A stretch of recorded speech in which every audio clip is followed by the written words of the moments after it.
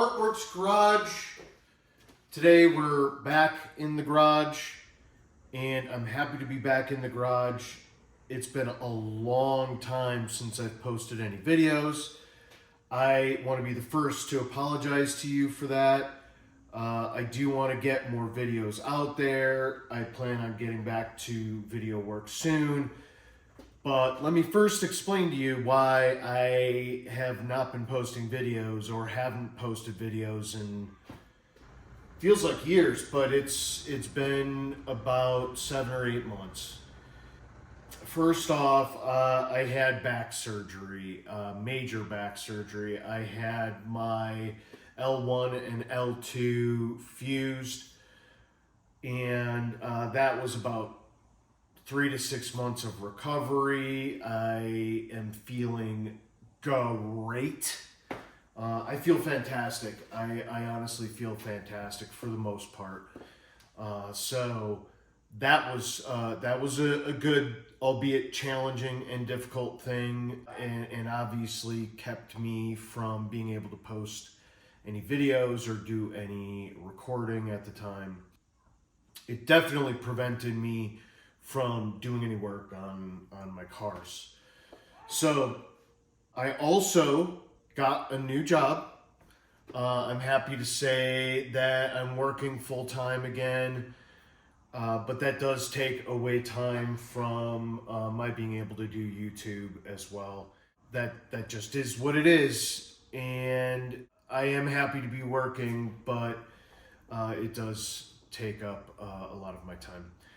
I sold one of my vehicles, my 100 series Toyota Land Cruiser, or Lexus LX470 it was, 2003, fully built for off-roading, rock crawling, overlanding. Really great truck, really great build. Didn't have to get rid of it. I just wanted to. I wanted something different. I wanted something newer. I wanted something safer for my wife if and or quite possibly when she needs to drive the car full time. So I ended up in a new to me 2017 Toyota Land Cruiser. I did not go with the Lexus this time. I decided to go with the Land Cruiser, and I'm happy I did. It looks fantastic, and I've already posted a video of doing some off-roading with that, and I'm really excited to say that it handles amazingly. It's more comfortable off-road, it's more comfortable on-road than the 100 series, and definitely more comfortable than the 80 series. It's just great. It's just really good. So I'm happy about that. I've done tons of work to my E39 M5, but tons of small things.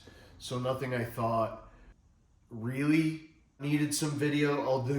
I do have some video which I'll share with you in a little bit. Haven't done anything to the Porsche except drive it when I could drive again.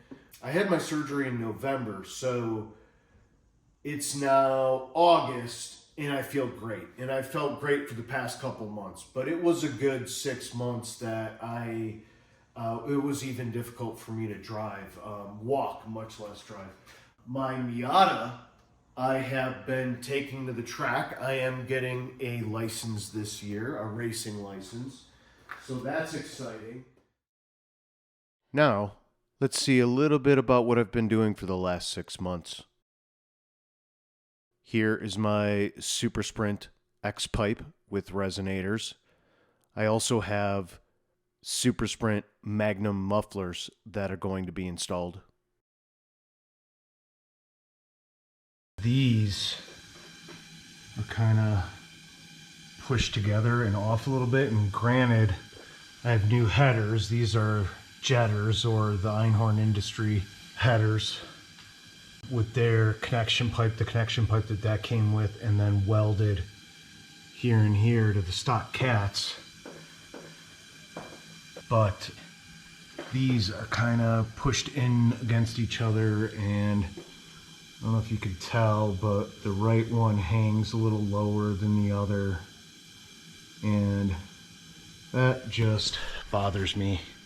You never see it. Once the car's down and it's on the road, it doesn't bother me because you never see it, but knowing that it's there, I'm a little bothered by that. So I'm going to see what I can do about that when I pull this apart. This is getting cut right here. I'm going to cut it. And then for some reason, if anybody knows, please do tell why there's one clamp here on one side and none on the other, when this is like basically a single piece all the way back. But yeah, I am confounded why there is a clamp there. Anyway, so let's get this cut, and then I can pull the rest of the back half of the exhaust off that I don't need.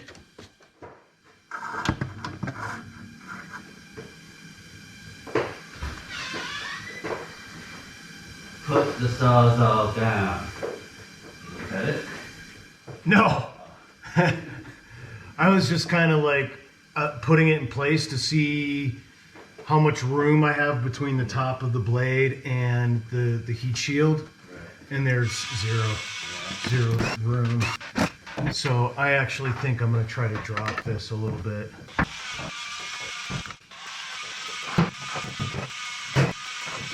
Most of this work I'm doing with an enormous back brace on.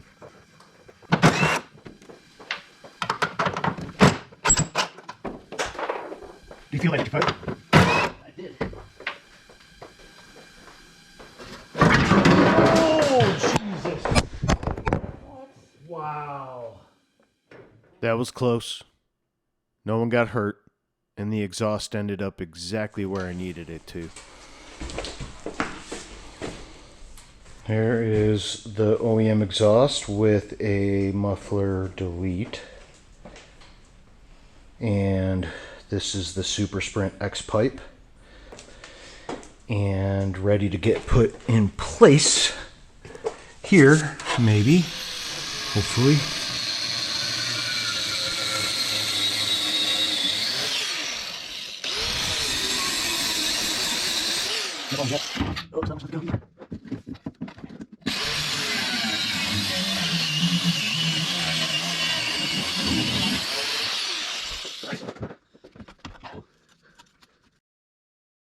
While I was working on the exhaust, Joe was diligently buffing and polishing my Super Sprint Magnum mufflers.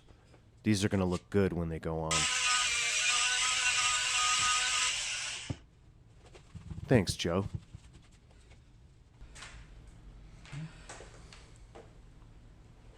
Right on, bro. Should look good. Yeah. Hopefully it'll sound as good as it looks. I know. It's better.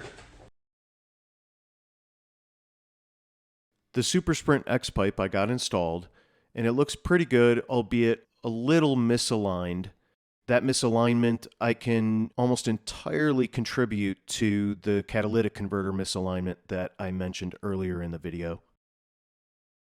I did get a little lazy, or my back hurt, or both, and I took my car to a nearby muffler shop and had them install the Magnum Super Sprint mufflers. They are a little misaligned too, but that may be able to be chalked up to Super Sprint quality. Either way, I think it looks pretty good and a whole heck of a lot better than it did before. Then, disaster struck. I was investigating an oil leak that I tracked down to the CPS sensors on the intake side. So that is the intake CPS, and it is wet on the top. Turns out the CPS sensors were missing O-rings. This was user error.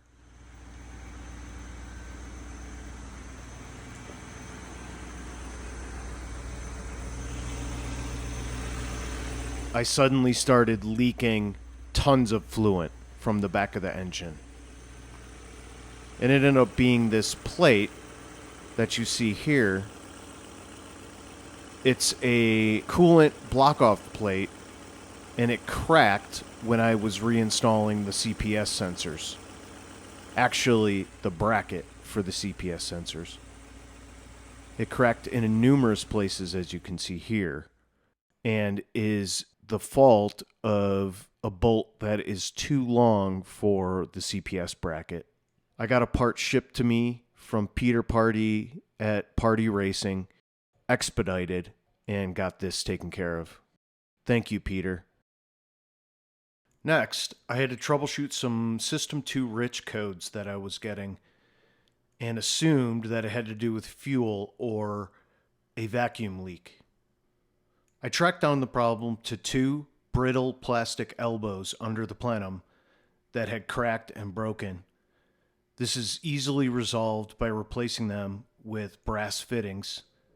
This is a very common issue, so something that could be done as preventative maintenance, in my opinion.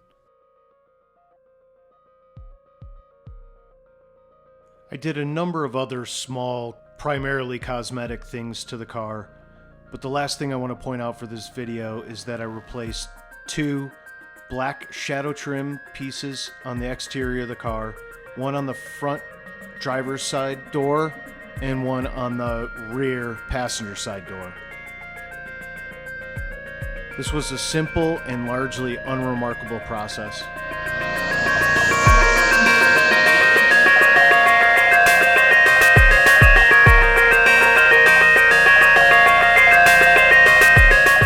And that's all for this episode. Hope to see you again soon on Artworks Garage.